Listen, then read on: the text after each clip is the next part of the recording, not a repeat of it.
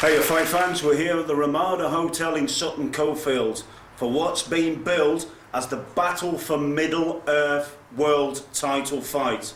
It's 12 rounds of kickboxing, 2 minutes each round, and we have both contenders here. First of all, we have Scot Taylor from Derby, and we have Simon Akufo from Birmingham. We're going to have a quick chat with them, get the kettle on. The round by Scot Taylor. Finishing this round where he left off. Beautiful 1-2. This is much better work from Scot. He's punching with more intent now. First of all, going to have a chat with Scot Taylor from Derby, who's fighting out at the Panther Gym there. He's being managed by Dougie Harrison, who's also with him here. Scott, it's been a long time coming for the title. How are you prepared for it? Excellent. I always prepare well. Nothing left to chance. Always prepare 100%. How's your training going? Excellent. Excellent. Always goes excellent. Yeah.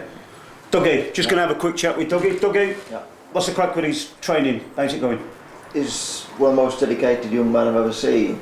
He's been with me since he was 8, and over the last few years he's so much picked it up. You know, he's a 7-day-a-week. I have to tell him to stop training, to be honest.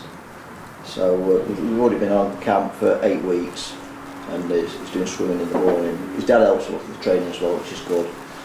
12 rounds I've been out on the pads. It's top man. Sparring, everything going well? Yeah, got all the best people to spar with. He's actually looking at some of his old opponents. He can beat them up again because he's already given him a kick in once, so he wants to do it again. So he's going to do it in sparring. Brilliant, absolutely fantastic. Scott, it's been said that you're the one that deserved this title shot due to the list of top welterweights and indeed super welterweights you've already beaten.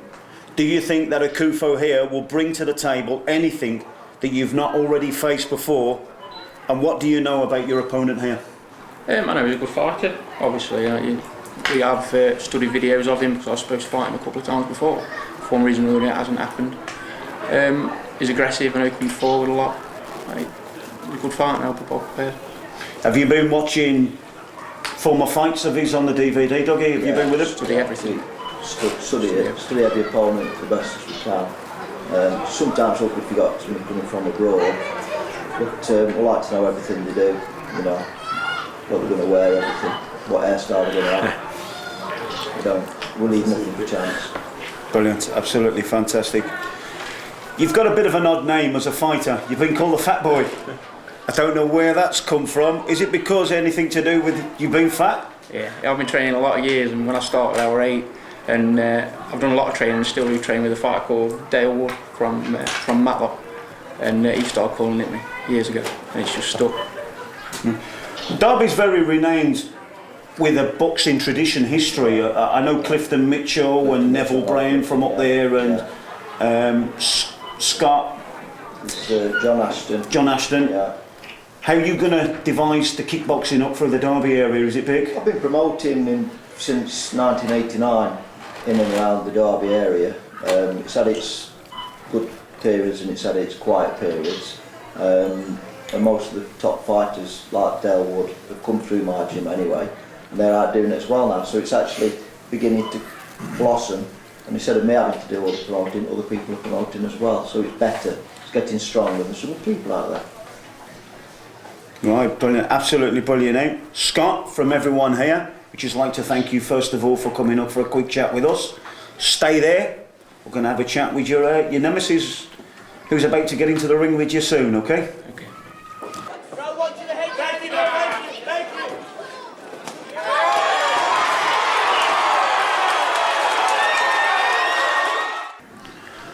I'm having a little chat now with Simon Akufo. He's the WKA European champion at the moment. Simon, welcome to the press conference here that we're having for this fight that's been built up. You knocked out Clero in 2 rounds. How was that for you? Every fighter wants to get a good knockout, wants to get a good win under their belt, and it was great to do it for the European title. I think I pretty much speak for every fighter as well when I say you put 10 weeks, 8 weeks of work in. You want to get the work. You want to show that work in the ring as well. So part of me was grateful that I got a good fight, good knockout. But perhaps I would have liked it to go a little bit longer, get a chance to use some of the training that I put into effect. But you don't get paid any overtime, and an early win's always good. That's absolutely brilliant. You're up for a world title now. Yeah. You're stepping up the mark from the European title. How's your training going for that? Training's going really well. As my opponent said, we always train best of our ability. At the end of the day, when you get to this kind of level, you never face someone who's not going to put the work in. You're never going to face someone who hasn't trained hard. This is what I do. I've said it for years. I fight for the last 10 years. I've fought whoever's been put in front of me. I've trained pretty much the same for every fight. I'm not going to say I'm in better shape or the best shape of my life for this fight, because I'm always in good shape. But every fight that I've had coming up to this fight has been a learning experience. I have fought a world title before. I fought Jason Vasello for the WKO world title, and it was 12 rounds worth of experience and knowledge that I'm bringing to this fight, along with every other show that I've done. So yeah, I'm ready. This is what it's been about. This is what I'm here for. Simon, the WFK has recognised both you and Scot as being, pound for pound, the best fighters for this title. Now, there's been some slight criticism going about because the reason is, within the region, the two gyms are far apart. What's your say on that? Have you heard anything about this? Yeah, there's been some controversy because apparently, if you're fighting a guy who's the best in the world but he's English, then some people think it's not justified as a world title. But the thing is, it doesn't matter who you're fighting. If they're the best fighter in the world, they're the people to beat. It doesn't matter who sanctions the fight. It doesn't matter who the opponent is. If I want to be the best in the world, I've got to beat out the guy out there that they think is better than me, or that is the top dog. Scot's got a lot of respect. He's beaten a lot of people. He's come up, for everything I know about him, says he's come up the hard way, and he's fought pretty much everyone there is out there to fight. I think you mentioned a little bit earlier that we were supposed to fight a couple of times and it didn't come off for whatever reason. If I'm going to be the best in the world, Scot's the guy I've got to beat. And if the WFK say that Scot's the number one in the world and that I'm the number two, then that's the world title fight. It doesn't matter whether he's from Japan or whether he's from Derby. Why didn't that fight come off? Why? It's been billed twice already, Dougie. Any idea why that's not come off? I think it's just policies, political stuff that, for whatever reason, it come off. They was going to fight a few. It's about 4 times, ago. I think it's happened. Yeah, a few months ago, but Scott had already pre-booked a holiday. It was going to be for another title, another association. Scott's rated number one with them as well, and they were a bit mardy, to be honest with you. That you've had a chance, why have a chance? We'll cancel his holidays. And here we are again a few months later. The fight's got to happen. It's been billed for a long time, so we'll have his holiday because it's going to happen. Baggy, you're behind Simon. What's your take on this about the fights? They've already been billed twice. This is now the 3rd time it's coming up. Well, finally, as they've pretty well explained, for whatever reasons, politics in sport and whatever, it didn't pay off, didn't take off last time for whatever reasons. But there's no doubt this time, and we're really looking forward to it. Set the record straight, and as they've already mentioned before, both top fighters got a lot of respect for each other, and this will be a good chance for Simon to prove to any doubters out there he's the number one in the world, because we will be going in there and we're walking out with that belt. With regards to you two are fighters, you guys are the trainers. Are you finding that now that the further you go up the ladder, the more politics you're getting involved in? Is that in both camps, or is that? I think politics you get all the time. It doesn't matter what status you're fighting at, whether it's Midlands, British, English, European world. I think unfortunately, it's a sad thing to say, something always disputes down the line somewhere where parties don't, agree on certain things, and it's a shame because who suffers is the fighters that suffer. Definitely the fighters. The fighters suffer, I would say. The thing about this sport is we don't do it because we make millions. We don't do it because we're going to be driving around in Floyd Mayweather's car or Manny Pacquiao's house in the Philippines. But we do it because we love the sport. Can you drive around in Manny Pacquiao's house? Manny Pacquiao can drive around in his house, it's big enough. The problem is, we've been fighting for, I don't know how long Scott's been fighting, but I know it's over 10 years.